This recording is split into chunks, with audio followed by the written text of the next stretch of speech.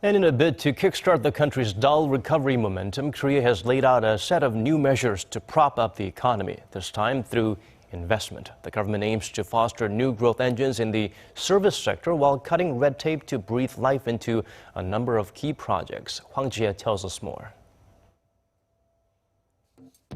Uber, Airbnb, and TaskRabbit. These are just 3 examples of the so-called sharing economy that's much larger than some might think.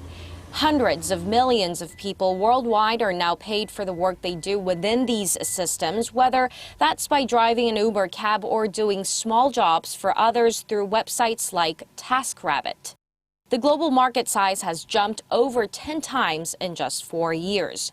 And to foster this industry, Korea is all geared up to strip back regulations. During a meeting to promote investment led by President Park Geun on Wednesday, the government pledged to cut red tape in not just the sharing economy sector, but also in sports, healthcare, and education, some new service industries that are seen as hopeful candidates for the country's next growth engine.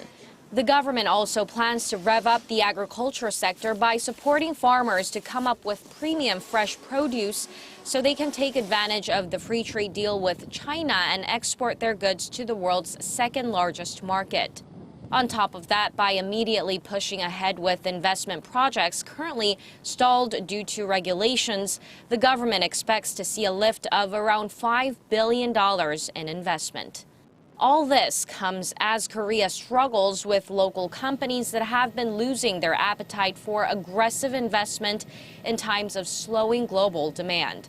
With exports plunging by the biggest margin last month in nearly 6.5 years, and the outlook for all of this year not looking so bright either, job creation is dulling.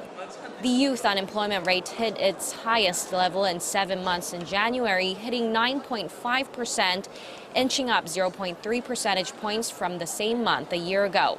The overall jobless rate was at 3.7%. So while the growth last year mainly came from domestic demand on the back of measures to boost consumption, the government is now hoping to get the corporate sector moving again with the new package that it projects will shake loose around $40 billion worth of investment and create more jobs. Hwang Ji, Arirang News.